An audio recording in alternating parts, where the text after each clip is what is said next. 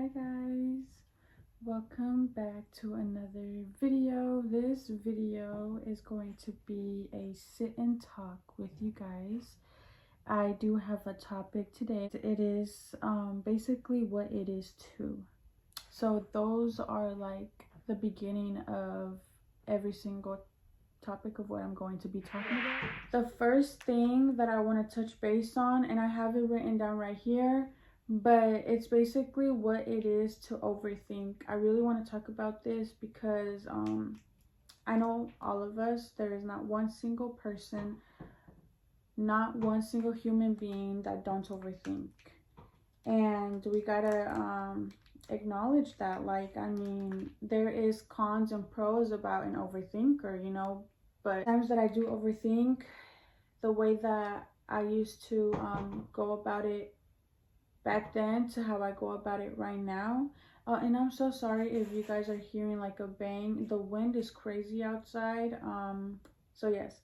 But yeah, the moments that I do overthink back then, the way that I used to tolerate it, the way that I used to just basically make it go away was by doing the stuff that I wasn't supposed to be doing. And whether if it's drinking or smoking or just listening to horrible music and stuff like that, or just talking to the wrong people, hanging around the wrong crowd, that has a lot to do with the way that I used to cope with overthinking. Now today, when I do find myself overthinking, the beauty of what I've learned and the beauty of what I've gone through with all of this overthinking stuff is that I found my peace and I found my way to the Lord. It's what we do to make it better. And now when I am overthinking, I'm so proud to say that I either pray until I get that heaviness off me, or I open my Bible. I always have my Bible open 24/7. I must have my Bible open, because if I have it open and I have it where I can see it, it motivates me even more to just go look at it, read a word, and take something from it. And it'll give me so much peace within everything that I'm so overthinking about and everything that I have so heavy within myself. So yeah, overthinking is a huge one, and for everyone and anyone that overthinks and is struggling with it, I can only pray and just hope and wish that it doesn't always have to be that way. And also just a reminder of however you cope with it is how you're gonna end up feeling afterwards. So yes. Dang, do you guys see how long I've been trying to open this? I might have to stand up and get some tijeras, but I don't want to. I'm too comfortable. And the second thing I want to talk about is what it is to have depression, anxiety, fear, etc. So this one is a huge one because I know we all either of the facts that we went through it or we're still going through it. No matter what it is, we're always still going to be going through all of these things, everything. But it's the way on how we cope, it's the way on how we approach it now, it's the way on how we learn from or whatever. So depression for me was always so difficult and was one of the biggest things that I struggled with mentally, physically, emotionally when I was younger. And this would have had to been like my getting out of elementary to all middle school to half of high school. And then my anxiety, I've always had really bad anxiety. I've always had that. And then fear didn't start for me until I became a mother. And I say that because I used to be such a fearless person. I would be down for whatever. I would be doing things that motivated me, whether if it's dark or light outside. I will always motivate myself to just push myself and do things that I love without the thought of fear. But when I became a mother, fear became the biggest thing that I started to develop. And I kind of want to talk about how I used to cope with depression first. So I would say that the way that I used to cope with depression was harming myself. I would cut myself, I would burn myself, I would pluck my eyebrows, I would pluck my lashes, and that kind of touches base on anxiety. I used to cope with all of that because the very first moment that I felt like I was just like, man, like, uh, just like I just couldn't get out of it, was doing all those things that can just harm my body, myself. And I wasn't just only harming myself, I was harming the people around me, especially my mother. And oof, it was bad when I had anxiety because everybody would be able to tell. Everybody would be able to tell by the way that I would just like, I would be like kind of like playing with my hair a lot, or scratching my fingers, or just shaking and doing all that stuff. Like as soon as someone would start seeing that, they would know, like, she's anxious about something. And for the depression too, like I was suicidal twice in my life. And um yeah, those were hard moments, but that's how I used to cope with it. How I cope with the how I cope with depression and anxiety today is same thing. I always find a way to just go back and just talk to God, and to just tell him how grateful I am, to just be to just ask for forgiveness, to apologizing for my wrongs, for the things that I don't see, for the things that I could do better, because ultimately there is one goal in my life right now, and that's literally to obey him as much as I can, because he's the king of all kings. Like, it's just no greater way of saying stuff like that, no greater way of like you acknowledging that it's just so much power within that, and he holds so much power. And I pray every single day that I could be a little more like him. And yeah, like, it's just so amazing. Now, fear. I never had fear in my life before. You could just ask anybody, my mom, my brothers. I feel like I was always such a outgoing person. I was always just so filled with energy, and no matter what it was, I would just try things, from busting my butt, riding a bike for my first time without even knowing how to, but I was like, I could do it. From literally scraping my entire half leg from skateboarding, from jumping from bed to bed and really busting my toes one time. There's just so much. It's like, if I think about it, it's like, yeah, like I was very fearless when I was younger, growing up all the way after high school. Like, my motivation from riding bikes to playing sports to literally finding a passion with dancing, finding a passion with skateboarding, finding a passion with my fitness, with working out, with hiking, with running. I did it all. I did it all. I was that type of person that, in a way, I was afraid to miss out on something that I used to see people doing.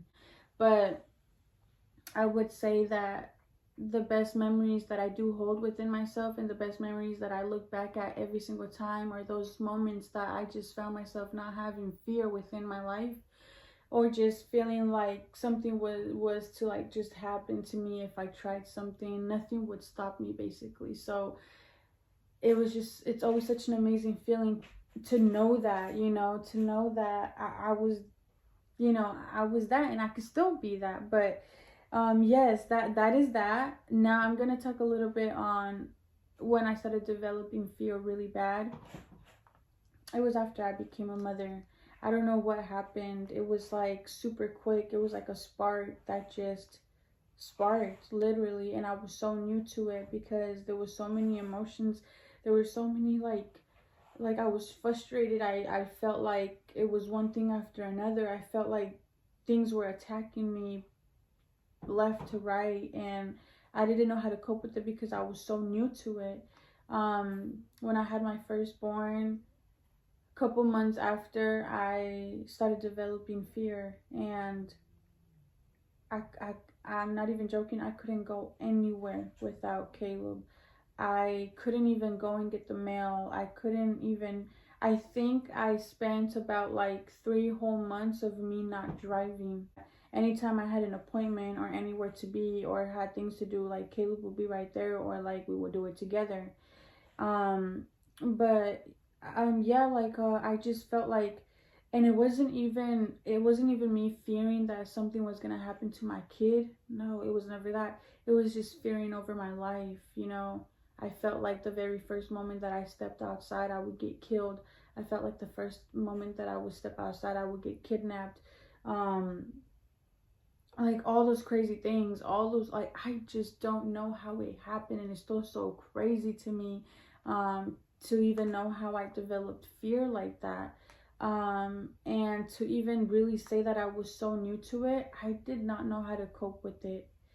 So then it brought it back to anxiety, it brought it back to depression. I started really drinking at that point. I started really smoking a lot, and vaping, you know. So it was like that, those were my ways of just coping with it. Those were my ways of like, okay, I'm satisfied, I'm good, but then it'll come back. So now I want to talk about how I cope with it today.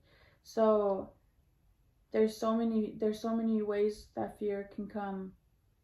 Right now in my life, of where I am, how I stand, I am very fearful of one person, and that's Jesus. And it's a loving fear, because anytime that I catch myself doing something wrong, anytime that I catch myself going left, doing things that I'm not supposed to do, thinking of things that I'm not supposed to think, I instantly catch myself and I pray and I ask forgiveness, because that's not the person that he is calling me to be. And I've came such a long way to let any little thing just knock me down to going back to how I used to. I'm not gonna lie, like I'm a very open and honest person. There's so many times that I still think about moments when I'm like in certain like feelings or like behaviors, and I want to go straight into vaping. But then I remember and I tell myself, it's not going to do anything for you. It may satisfy you for 2 seconds, it may satisfy you for 5 minutes, it may satisfy you for a whole day, but then what's it going to be after that? It's just going to repeat, and then it's going to turn into a cycle. And that's another thing that I've been very careful with and avoiding, is situations that will be cycle type, people that can make me go in cycles, situations that make me go in cycles. Like, I'm just trying to avoid everything that it is of cycles, because you don't want that in your life. You really don't. You want to push, you want to move forward. You want to know that certain things happened, they happened, but it won't happen again, and you won't let it happen again.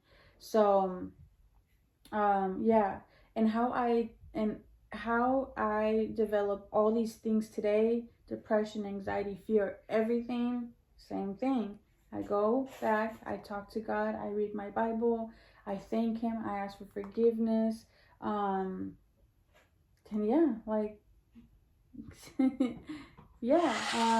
The third thing I want to talk on is what it is to not look back or to the past. Okay, so this one is a little difficult, because I'm always going to be the type of person to obviously bring my past up. I'm always going to be the person to always try to look back and just try to understand why certain things had to happen, how they happened. But us as humans, it is really hard. It is really hard to ignore the past. Like, come on now. There's so many good things that you can look back at and you can think of in the past, but I'm not talking about that. I'm talking about all those moments of frustrations, all those people that have hurt you, the people that you have hurt, you know. And it goes back to me with that, like, you know, when I think about my past, I think about the people that I've hurt, the people that have hurt me, certain situations that shouldn't have occurred, certain of places I should have never been, certain you know, to certain people that I should have never had a friendship with, a relationship with, and just stuff like that. Be very honest. you can never not look at your past. You cannot never think about your past because it's always going to be right here. And that's the thing that sucks. But what can we do to make it better is honestly just try to look forward, try to move past it and all of that stuff. And the way that I cope with it today is when I start thinking about my past, just going back and just thanking him of the fact that I am no longer in those certain situations, that I took a big step, and the fact of just acknowledging and knowing that, you know, certain people, certain situations, if it's not serving God, and it can't be for me. So yeah, the truth of it all is you can't not look at your past or think about your past. It's how you approach it. Honestly, like, it's how you approach it today on how it can be a little different. And that's the way I approach it today. I just be thanking him of the fact that I'm no longer there, of the fact that certain people are not in my life anymore and stuff like that, And there's still a lot of people that I still carry within my heart. I pray for them all the time. I'm never gonna not love them. I love them still to this day. I really do, you can't tell me that you can't tell me that, oh, just because you don't want to be close to me means that you don't love me. No, like, I do love you. Like, there's so many people that I have told, like, dude, like, look, I love you. I do. I'm always gonna have that within my heart. But there's just certain things that you do. There's just how you live your lifestyle that can't, if it's not serving Christ, it can't be serving me. And I won't allow that, so that's what it is. Now, the other thing I want to talk about, oh, this is good. I'm really glad I'm doing this. The other thing I want to talk about is what it is to have a heavy heart. In fact, I'm going to be really honest with you guys. I do, in fact, hold a very heavy heart all the time. All the time. With people, with situations, with how I approach stuff, with how I wish I would have approached stuff, situations, people, conversations. All of this really ties to the truth of what it is to have a heavy heart. If it's one thing that you will ever know about me, is that I am very loud when it comes to conflict or conversations that are not going right, or when I'm being misunderstood, or when people are trying to just say certain things or hear what they wanted to hear instead of what actually was said. And when you are in a moment like that, I'm gonna be honest, you think of the stuff that you only want to hear, and that's it. But I never really understood that. It's like so many things could be like, oh, she said that, he said that, she said that, she said that, he said that, he said that. But it's always going to be who said what and who really said what, So it is very hard. And having a heavy heart is just not easy. Like, it hurts. Like, I could be filled with so much frustration and so much hurt that I carry it with my heart. Like, it almost feels like my heart is aching when stuff happens that I don't want to be happening, that I don't want to happen, or situations that happen where I'm like, why did it have to happen like this? Like, why can't it ever happen, some other way? But yeah, I know that is honestly very difficult, because I know a lot of people that do walk around with a heavy heart, and it could be towards people, towards situations, relationships, family, even.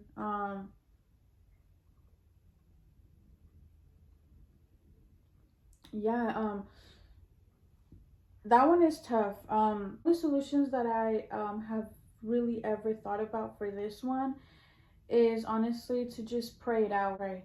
I try to pray until that until that heaviness is no longer there, as for how I said earlier. But yeah, guys, I really hope that this could just be an encouraging video for you guys too, you know, for my believers out there, even for the ones that, you know, are kind of on the fence and stuff like that. Like, the one thing that I always tell people is, if you believe in God, and if you have that desire to walk with him, all of our walks are different. All of them are different. But the great thing is that there's one thing that is the same, and that's him always holding us. That is him always encouraging us, and all of that good stuff. So moving on to the other one is what it is to be a forgiven person. This one is so important to me because it's so crazy how forgiving I am now and how I used to be, because how I used to forgive, it wasn't really forgiving. I had to learn the really hard way on that. Forgiveness is such a beautiful thing that you could just have. Like, being a forgiving person could just be the most beautiful, beautiful, beautiful, beautiful characteristic that you can have. Such a great habit that you can have, genuinely, because looking at a lot of situations and a lot of people and a lot of things that can honestly be so ugly, so hard and stuff like that, I choose to forgive anything. I choose to forgive anyone because I always do one thing, and I leave it to God. I know that he can handle just about anything. And I know that if I am over here holding certain things, holding certain situations, holding grudges, which I don't, but I know that all those things would not lead me anywhere. I know that all those things will not do anything to any situation, or literally anything. So I am so blessed, and I'm so blessed, you know, to have that one thing of just leaving it to God, you know, let him take care of it, knowing that he will take care of it, and knowing that there is one thing that I can do, and that's to pray for those people, that's to pray for the situation, that's to pray over myself, and all of that stuff. So yeah, that's really much all I could really say about what it is to be a forgiving person. It's honestly very beautiful. And the last thing I want to talk about is what it is to be a child of God. Like, what it is to be a child of God. You know, for me, it's amazing. For me, it's the biggest reward that I ever encountered. It's the biggest reward that I've ever really allowed to just go through certain things, through battles, to anything that just honestly led me to God. Like, I personally didn't find God at church. I found him at my lowest. And even though I've always been a believer of God, I didn't walk with him. I didn't obey him.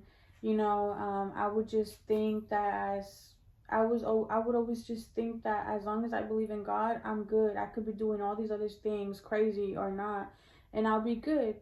But in reality, of the stuff that I learned, of the stuff that I went through, it has never been like that. And I should have never had that mentality, because in a way it's like you're just playing in his face, you know?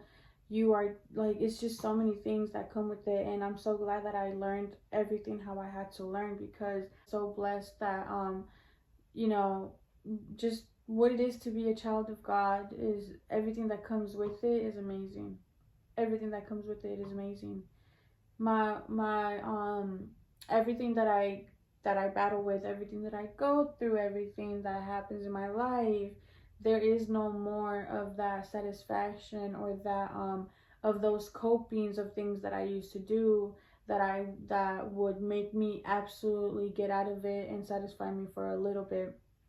Now the better thing that I do now is to go back, to look at him, to go back, to talk to him, to pray, to read my Bible, to even journaling. I've been doing that a lot too.